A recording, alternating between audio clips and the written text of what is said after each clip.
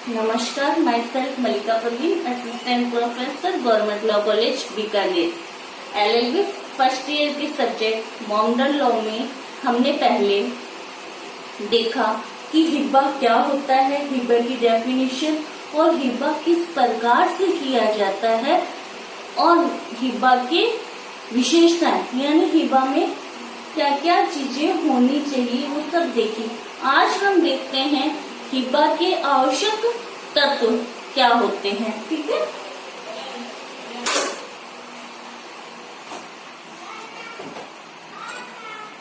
हिब्बा के आवश्यक तत्व 4 होते हैं। निम्न प्रकार से इन 4 प्रकार, ये जो 4 प्रकार हैं ये सारे ही हिब्बा के आवश्यक तत्व हैं। तो फर्स्ट आता है हिब्बा के पक्षकार। पार्टीज कौन कौन होने चाहिए, कौन पक्षकार डोनर हो सकता है, कौन डोनी हो सकता है, कौन दाता हो सकता है, कौन अदाता बनने के लिए सक्षम है।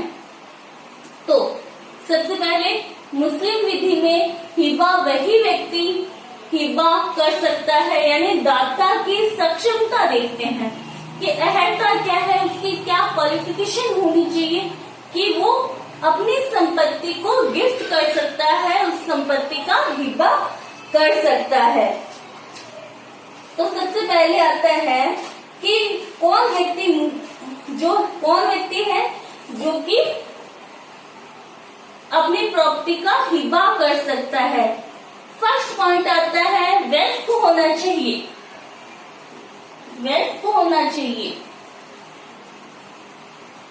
तो मुस्लिम विधि की वयस्कता की आयु यहाँ पर लागू होगी क्या?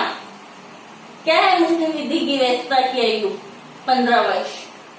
तो वो 3 चीजों में ही लागू होती है। क्या है उसमें? मैरिज, डाइवोर्स और डॉवर, मेहर। इन 3 चीजों के लिए वयस्कता की आयु 15 वर्ष मानी गई है। अदर जो भी सब्जेक्ट है तो हिब्बा में मुस्लिम विधि की वयस्कता की आयु लागू नहीं होगी। हिब्बा के लिए कौन व्यक्ति वयस्क माना जाएगा? जिसने भारतीय वयस्कता अधिनियम 1875 के सेक्शन 3 के अकॉर्डिंग 18 वर्ष की आयु पूर्ण कर ली है, वो वयस्क माना जाएगा। और अगर कोई व्यक्ति कोड ऑफ वार्ड्स के एक्ट के अधीन आता है यानी संरक्षकता और प्रतिपाल्य अधिनियम के अधीन आता है तो वहां पर वो व्यक्ति किसी संरक्षक के अधीन रह रहा है तो वहां पर उस व्यक्ति की संरक्षक वयस्कता की आयु होगी 21 वर्ष। तो क्या होगी वयस्कता की आयु? अगर उसने वो भारतीय वयस्कता अधिनियम 1875 के सेक्शन 3 के अकॉर्डिंग 18 वर्ष की आयु प्राप्त कर लेता है तो वो मेजर माना जाएगा। और अगर कोई बालक या बालिका है जो कोर्ट ऑफ वार्ड्स के अधीन संरक्षकता और प्रतिपाल्य अधिनियम के अधीन आते हैं तो वहां पर वो बालक या बालिका 21 वर्ष की आयु में मेजर वयस्क समझे जाएंगे। ठीक है, तो वयस्क होना चाहिए दाता। सेकंड आता है स्वस्थचित्त होना चाहिए।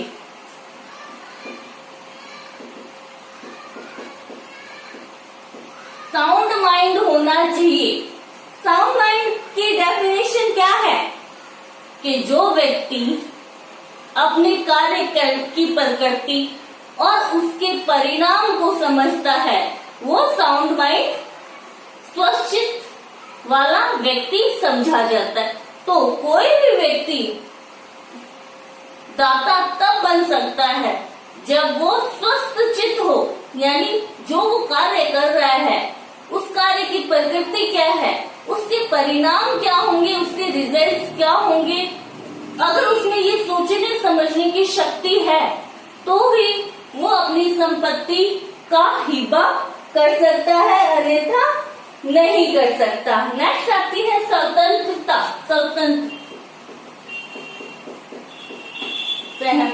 सहमति होनी चाहिए। वो सहमति कैसे होनी चाहिए? स्वतंत्र सहमति होनी चाहिए, यानी दाता किसी जोर जबरदस्ती, दबाव, उत्पीड़न रूल के अधीन तो अपनी संपत्ति का हिबा नहीं कर रहा है। यानी जो देने वाला है, डोनर है, जो अपनी संपत्ति का हिबा कर रहा है, वो स्वतंत्र सहमति से उसको अपनी संपत्ति का हिबा करना चाहिए। अगर सहमति स्वतंत्र नहीं है उसकी, तो उसके द्वारा किया गया हिबा शून्य करवाया जा सकता है। ठीक है, क्या क्या हुई? फर्स्ट आता है मेजर होना चाहिए, साउंड माइंड होना चाहिए, और जो कंसेंट है वो फ्री कंसेंट होनी चाहिए। नेक्स्ट आता है स्वामित्व, विषय वस्तु पर उसका स्वामित्व होना चाहिए, टाइटल होना चाहिए, ओनरशिप होनी चाहिए। ये व्यक्ति है एग्जाम्पल, अगर उसके मालिकाना हक उसका किसी प्रॉपर्टी पर है, किसी संपत्ति पर है, तो ही वो उस संपत्ति को हिबा कर सकता है। अगर वो किसी विषय वस्तु, किसी संपत्ति का मालिक ही नहीं है, तो वो उस संपत्ति को गिफ्ट हिबा नहीं कर सकता। क्या मकान मालिक के रहते हुए क्या जो किराएदार है वो उस मकान का हिबा कर सकता है? क्या नहीं कर सकता, क्योंकि उसके पास उसका टाइटल नहीं है। जिस व्यक्ति के पास, जिस व्यक्ति के नाम पर टाइटल है लैंड का, उसके द्वारा ही हिबा किया जाना आवश्यक है। तो ये चार विशेषताएं, अहर्ताएं, क्वालिफिकेशन होगी किसी व्यक्ति में, तो ही वो अपनी संपत्ति का हिबा कर सकता, अन्यथा किया इनके अलावा किया गया हिबा शून्य माना जाता है। अब कुछ आते हैं विशेष स्पेशल उदाहरण है कि क्या ये व्यक्ति भी हिबा कर सकते हैं क्या? फर्स्ट आता है विवाहित स्त्री। जिस महिला, जिस लेडीज की शादी हो चुकी है, मैरिज हो चुकी है, क्या वो अपनी संपत्ति का हिबा कर सकती है? क्या क्वेश्चन पूछ लिया जाता है। तो हाँ, प्रॉपर्टी अगर उस महिला के नाम पर है तो वो उस संपत्ति का हिबा कर सकती है। ऐसा नहीं है कि पति की, ससुर की संपत्ति को ही हिबा उठा के दे दिया, ऐसा नहीं। उसमें टाइटल होना चाहिए, उसका मालिकाना हक उस महिला के पास होना चाहिए। तो अगर विवाह से पहले प्रॉपर्टी उसके नाम थी, तो मैरिज होने से ये कोई रुकावट नहीं है कि वो मैरिज होने से उस संपत्ति का हिबा नहीं कर सकती है। तो शादीशुदा महिला भी संपत्ति की, तो एक शादीशुदा महिला भी अपनी संपत्ति की का हिबा कर सकती। नेक्स्ट आता है क्या पर्दानशीन औरत जो पर्दे में रहती है, क्या वो अपनी प्रॉपर्टी का हिबा कर सकती है? क्या तो पर्दानशीन औरत है कौन सी मानी जाएगी पर्दानशीन? तो ऐसी महिला जो सामाजिक रूढ़ियों के कारण समाज में खुले में आ नहीं सकती है, जिसको समाज की रूढ़ियों के कारण वो आ नहीं सकती है, समाज में क्या धारा चल रही है उसको जानकारी नहीं है, तो रूढ़िवादी प्रथाओं के अधीन रहने वाली कोई भी महिला हिबा अपनी प्रॉपर्टी का कर सकती है, बशर्ते उसको ये पता होना चाहिए कि जो वो कार्य कर रही है उस कार्य की प्रकृति क्या है, उसका परिणाम क्या होगा। अगर उसको ये पता है तो वो अपनी प्रॉपर्टी का हिबा कर सकती है, चाहे वो घूंघट में रह रही है, पर्दे में रह रही है, पर उसकी माइंड की, उसके सोचने समझने की अगर उसमें शक्ति है, वो अपने कार्य की प्रकृति और परिणाम को अच्छे से समझ सकती है, तो वो अपनी प्रॉपर्टी का हिबा कर सकती है। केस लो है मुसम्मात हुसैना बीबी वर्सेस मुसम्मात जौहरा बीबी। इस वाद में सर्वोच्च न्यायालय ने कहा कि अगर कोई पर्दानशीन औरत है और अगर उससे झूठ बोल के अनपढ़ औरत है जो समझती नहीं है, अनपढ़ है, और अगर उससे झूठ बोल के सिग्नेचर करवा लिए जाते हैं, हिबा के डॉक्यूमेंट्स पे सिग्नेचर करवा लिए जाते हैं, तो ऐसा हिबा मान्य नहीं होगा। जो पढ़ी लिखी नहीं है और उससे सिग्नेचर किए जा रहे हैं, करवाए जा रहे हैं डॉक्यूमेंट पे, तो वहां उसकी सहमति स्वतंत्र सहमति नहीं मानी जाती। नेक्स्ट आता है, क्या दिवालिया व्यक्ति जो बैंक करप्ट है, जो दिवालिया हो चुका है, क्या वो अपनी संपत्ति का हिबा कर सकता है क्या? हाँ, आंसर आता है हाँ, वो अपनी संपत्ति का हिबा कर सकता है, परंतु कब कर सकता है? जब वो अपने लेनदारों को यानी ऋणदाताओं को धोखा देने का आशय ना रखता हो। अगर वो फ्रॉड करने के हिसाब से अपनी प्रॉपर्टी अपने नाम से अपनी वाइफ को या अगर किसी को भी गिफ्ट करता है, तो वो हिबा मान्य नहीं होता है। तो आंसर क्या आता है कि दिवालिया व्यक्ति अपनी प्रॉपर्टी का हिबा कर सकता है, बशर्ते यानी शर्त ये है कि वो अपने लेनदारों को धोखा देने का आशय नहीं रखता हो, तो वो हिबा मान्य होगा। नेक्स्ट आता है कि हिबा क्या घटनापेक्ष हो सकता है, कि किसी घटना पे आधारित हो सकता है क्या? कि ये घटना घटेगी तो मैं आपको ये प्रॉपर्टी दूंगा, या ये घटना नहीं घटी तो मैं आपको ये प्रॉपर्टी दूंगा। घटनापेक्ष हिबा शून्य होता है, क्योंकि मैंने हैदाया वाली डेफिनेशन में बताया कि हिबा क्या है, बिना शर्त के होना चाहिए।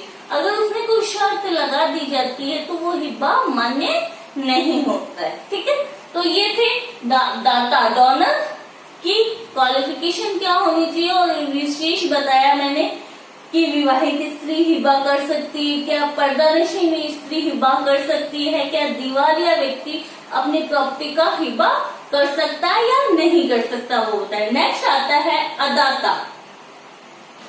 अदाता यानी डॉनी। कौन व्यक्ति संपत्ति को धारण कर सकता है, या अदाता कौन हो सकता है, क्या उसकी कोई क्वालिफिकेशन होनी चाहिए? अदाता के लिए कोई क्वालिफिकेशन नहीं है, सिर्फ जो संपत्ति को धारण करने के लिए सक्षम हो, यानी उसका टाइटल, उसका स्वामित्व संभालने के लिए सक्षम है, वो अदाता हो सकता है। कोई आयु नहीं बताई, कोई साउंड माइंड नहीं बताया, कोई मेजर हो या ना हो, कुछ भी हो, पागल भी हो सकता है, तो वो भी अदाता हो सकता है। तो यानी कोई भी व्यक्ति जो संपत्ति को धारण कर सकते हैं, विधिक व्यक्ति इसमें इंक्लूड है, जैसे लीगल पर्सन, कंपनी हो गया, कोई निकाय है, विधिक लीगल प्राकृतिक व्यक्ति तो शामिल ही है, ले सकता है, लेकिन विधिक व्यक्ति लीगल पर्सन भी, ठीक है, जुरिस्टिक पर्सन भी अदाता हो सकता है। तो जो संपत्ति को अपने नाम से धारण कर सकता है वो अदाता हो सकता है। इसके लिए ये कोई जरूरी नहीं है कि उसके पास ये विशिष्ट क्वालिफिकेशन हो, कोई दान लेने की आयु हो, कुछ भी नहीं है, वो संपत्ति को अपने नाम से धारण कर सकता है तो वो अदाता हो सकता है। अगर कोई व्यक्ति पागल है, जिस समय दान किया जा रहा है पागल है, या उस समय वो माइनर है, अवस्थ है, तो उसकी ओर से उसके गार्जियन संपत्ति को धारण कर सकते हैं। ठीक है, तो एक केस आया इसमें गुलाम हुसैन कुतुबुद्दीन मानेर वर्सेस अब्दुल फरीद अब्दुल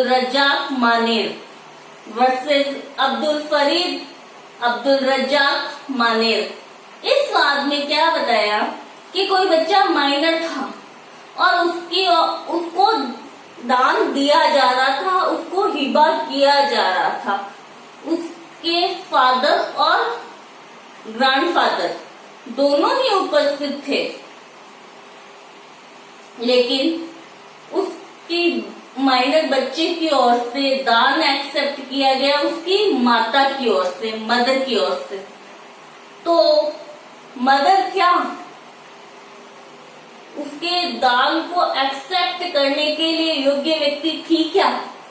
तो सुप्रीम कोर्ट ने कहा माता दान को या हिबा को ग्रहण करने के लिए, उसकी सहमति देने के लिए सक्षम संरक्षक नहीं थी, क्योंकि मुस्लिम विधि में प्राकृतिक संरक्षक, नेचुरल संरक्षक पिता या पितामह यानी फादर या ग्रैंडफादर ही होता है। माता लीगल प्राकृतिक संरक्षक नहीं है। तो माता के द्वारा अगर कोई दान स्वीकार किया जाता है तो वो हिबा मान्य नहीं होता है। ठीक है, नेक्स्ट इसमें आता है कुछ विशेष उदाहरण है कि कोई ऐसा अजन्मे बच्चे के पक्ष में, अजन्मे यानी अजन्मा बच्चा है अभी तक जिसका जन्म नहीं हुआ है, तो क्या उसके पक्ष में दान हिबा गिफ्ट किया जा सकता है क्या? तो मुस्लिम विधि ये कहती है कि अजन्मे व्यक्ति या अजन्मे बच्चे के पक्ष में हिबा किया जा सकता है, बशर्ते हिबा किए जाने की तारीख से, हिबा के दिनांक से 6 माह में उसका अस्तित्व में आ जाना आवश्यक है। अगर वो 6 महीने के अंदर अस्तित्व में नहीं आता है तो उसके पक्ष में किया गया हिबा शून्य होता है।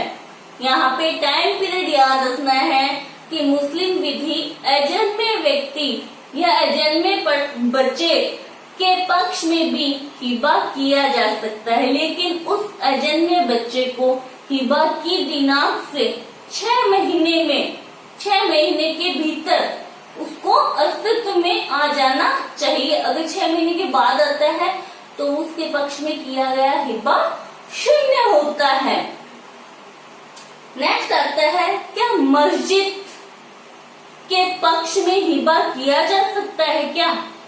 हाँ, मस्जिद भी अदाता हो सकती है। कैसे हो सकती है? मस्जिद एक विधिक व्यक्ति है, लीगल पर्सन है।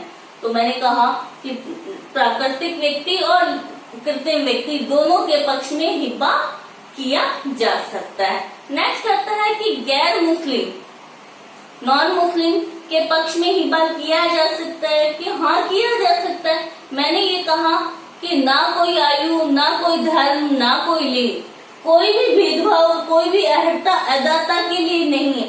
सिर्फ और सिर्फ क्या है, वो संपत्ति को धारण करने, उसका स्वामित्व को धारण करने के लिए सक्षम होना चाहिए, तो वो अदाता हो सकता है, डॉनी हो सकता है। नेक्स्ट आता है कि अगर कोई बच्चा अवयस्क है, माइनर है, या कोई व्यक्ति स्वच्छित नहीं है यानी पागल है, तो उसकी ओर से संपत्ति या हिबा को कौन धारण करेगा, उसकी ओर से कौन सहमति स्वीकृति देगा? तो मैंने पहले बताया पिता देगा, फादर या ग्रैंडफादर, या पिता की वसीयत द्वारा नियुक्त किया गया निष्पादक एग्जीक्यूटर, या ग्रैंडफादर की विल द्वारा नियुक्त किया गया एग्जीक्यूटर, उसके लिए सहमति देंगे। माता, चाचा, भाई वगैरह ये सहमति देने के लिए योग्य व्यक्ति नहीं माने गए हैं। तो ये थे हिबा के पक्षकारों की अहर्ता क्या होनी चाहिए, उसमें क्या क्वालिफिकेशन होना चाहिए, कौन व्यक्ति दान दे सकता है, कौन व्यक्ति दान हिबा ले सकता है, ये था। नेक्स्ट पढ़ेंगे अपन कि हिबा की विषय वस्तु क्या होनी चाहिए। यानी किस चीज का हिबा दिया जा सकता है। तो इसमें मैंने कहा कि हिबा का ये है कि सबसे पहले ऐसी संपत्ति का हिबा होगा। संपत्ति चाहे मूवेबल है चाहे अनमूवेबल है, मूर्त है अमूर्त है, स्थावर है या जंगम है, किसी भी प्रकार की संपत्ति जिसको मुस्लिम विधि में माल को भी संपत्ति शब्द में इंक्लूड किया गया है, तो उस संपत्ति का हिबा किया जा सकता है। नेक्स्ट आता है जिस संपत्ति पर स्वामित्व रखा जा सकता है, यानी ऐसा कोई प्रॉपर्टी होनी चाहिए। मूर्त है तो उस पे कब्जा बना के रखा, स्वामित्व स्थापित किया जा सकता है, टाइटल। अमूर्त है तो उस पे भी पेटेंट है, कॉपीराइट है, ट्रेडमार्क है, यानी कोई प्रॉपर्टी जिस पर स्वामित्व हक स्थापित किया जा सकता है, ऐसी प्रॉपर्टी हिबा की विषय वस्तु हो सकती है। नेक्स्ट, ऐसी संपत्ति जिस पर कब्जा किया जा सकता हो वो विषय वस्तु हो सकती है। जो माल शब्द के अंतर्गत आती हो वो प्रॉपर्टी हिबा की विषय वस्तु हो सकती है। नेक्स्ट आता है इसमें मुस्लिम विधि में पैतृक संपत्ति जैसा कोई शब्द नहीं है। जिस व्यक्ति के पास है वो संपत्ति उसी की होगी, यानी यहाँ पर स्वयं द्वारा अर्जित की गई संपत्ति में सब चीजें, अगर प्रॉपर्टी उसको पास मिल गई है तो उसकी स्वयं की गई अर्जित संपत्ति ही मानी जाएगी। मुस्लिम विधि में दादा से आई, पिता से आई, किससे आई प्रॉपर्टी। पैतृक संपत्ति जैसा कोई वर्ड मुस्लिम विधि में नहीं है। तो विषय वस्तु क्या हो सकती है कि ऐसी कोई संपत्ति जिस पर स्वामित्व, जिस पर कब्जा स्थापित किया जा सके, जो वर्तमान में होनी चाहिए, तो वो संपत्ति हिबा की विषय वस्तु बन सकती है। जैसे कि अगर कोई प्रॉपर्टी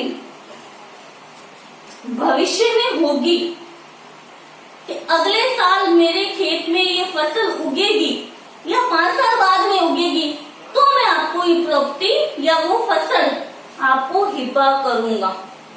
तो ऐसी विषय वस्तु जिसका भविष्य में अस्तित्व में आना संभव है, भविष्य में आएगी, तो ऐसी संपत्ति का हिबा नहीं किया जा सकता।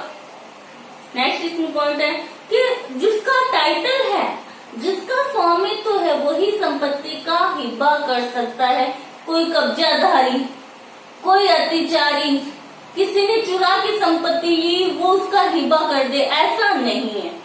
कोई अत्याचारी, कोई कब्जाधारी जिसका उस संपत्ति पर कोई स्वामित्व नहीं है, वो उस संपत्ति को हिबा नहीं कर सकता है। तो ये हिबा की विषय वस्तु थी।